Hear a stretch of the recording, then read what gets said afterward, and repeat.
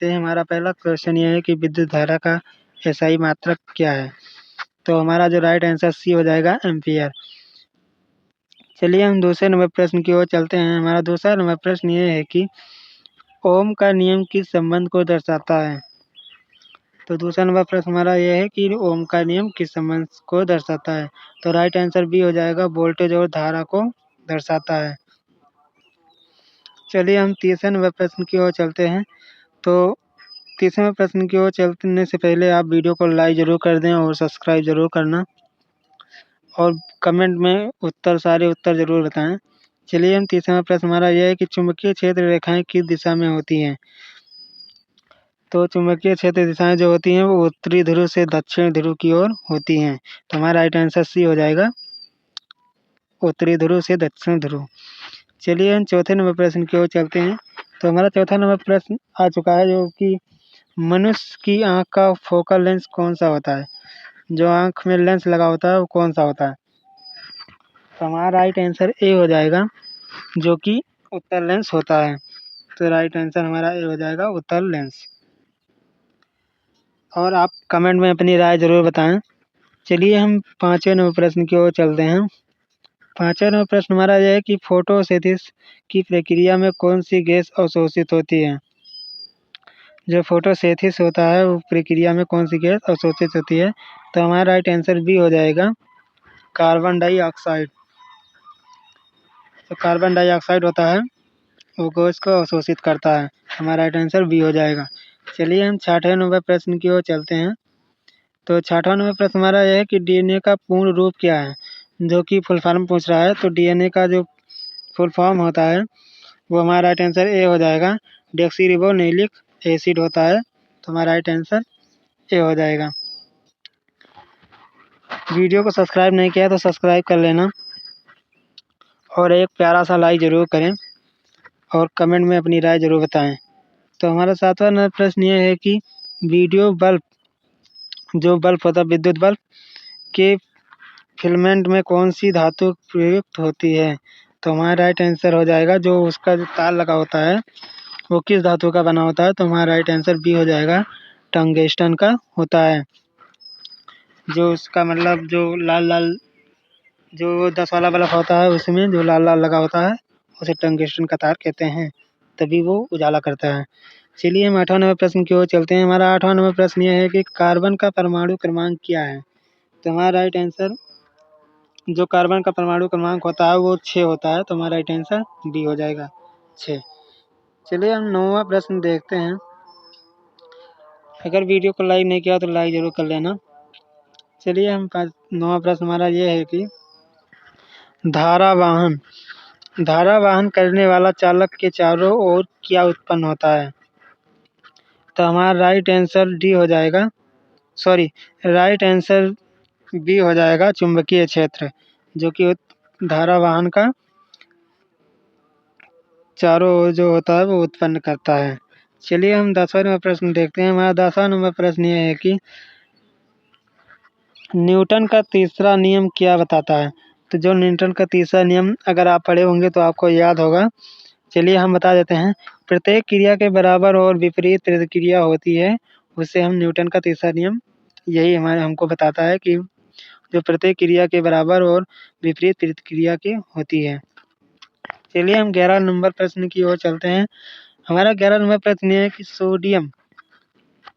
जो सोडियम धातु होता है वो किस में रखा जाता है। तो हमारा राइट आंसर इसमें सी हो जाएगा, केरोसिन में रखा जाता है। जो सोडियम धातु होता है उसे हम केरोसिन में रखते हैं। तो हमारा राइट आंसर सी हो जाएगा। चलिए हम 12वें नंबर प्रश्न की ओर चलते हैं।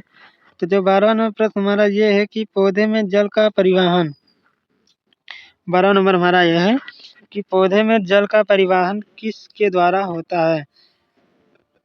तो हमारा राइट आंसर बी हो जाएगा, जाइलम के द्वारा।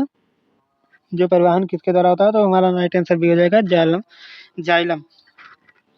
चलिए हम 13वां नंबर प्रश्न देखते हैं। तो 13 नंबर प्रश्न हमारा ये है कि फेफड़े में गैसों का आदान प्रदान कहाँ से होता है। जो हम सांस लेते हैं जो बाहर और अंदर जाता है तो वो कहाँ से होता है। तो हमारा राइट आंसर भी हो जाएगा, एल्वियोलाई में होता है, जो कि सांस को बाहर और सांस को अंदर खींचने में मदद करता है। चलिए हमारा राइट आंसर बी हो जाएगा।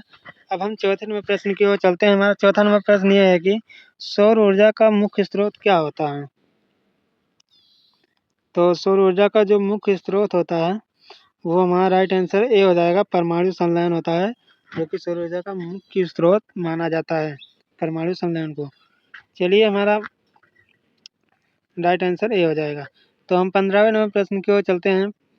अगर वीडियो को लाइक नहीं किया तो लाइक ज़रूर कर लेना और सब्सक्राइब करना मत भूलें। चलिए 15 नंबर प्रश्न हमारा ये कहता है कि किस अम्ल को किंग ऑफ केमिकल्स कहा जाता है? तो जो किंग ऑफ केमिकल कहा जाता है, जो केमिकल का राजा होता है, वो हमारा राइट आंसर बी हो जाएगा, H2SO4 होता है, जो कि केमिकल का राजा माना जाता है। चलिए हम 16वें नंबर प्रश्न की ओर चलते हैं। तो हमारा 16वां नंबर प्रश्न ये है कि फोटोसिंथेसिस में प्रयुक्त वर्णक कौन सा होता है? तो जो फोटोसिंथेसिस में होता है, जो प्रयुक्त वर्णक कौन सा होता है? तो हमारा राइट आंसर बी हो जाएगा, क्लोरोफिल। तो राइट आंसर हमारा बी हो जाएगा, क्लोरोफिल। चलिए हम 17वें नंबर प्रश्न की ओर चलते हैं।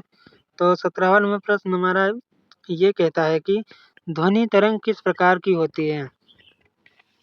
जो हमारी जो ध्वनि जो जिससे हम आवाज़ जो होता है वो किस प्रकार की होती है? तो जो ध्वनि की तरंगें होती हैं वो अनुदैर्घ्य तरंग कहलाती हैं। तो हमारा राइट आंसर ए हो जाएगा, अनुदैर्घ्य तरंग। अनुदैर्घ्य की तरंग की तरह मतलब होती हैं ऐसे जिग-जैग लाइन की तरह। चलिए हम 18वें प्रश्न की ओर चलते हैं। तो हमारा 18वां प्रश्न ये कहता है कि किस तत्व को जीवन का आधार कहा जाता है? तो जो जीवन का आधार होता है वो हमारा राइट आंसर बी हो जाएगा, कार्बन को हम जीवन का आधार कह सकते हैं। चलिए हम 19वें नंबर प्रश्न की ओर चलते हैं। तो 19वें नंबर प्रश्न की ओर चलते हैं। तो हमारा 19वां नंबर प्रश्न ये कहता है कि विद्युत विद्युत शक्ति का सूत्र क्या है? जो विद्युत शक्ति का जो वो होता है, सूत्र क्या होता है? तो हमारा राइट आंसर बी हो जाएगा, P बराबर VI होता है, जो P बराबर V इंटू आई होता है।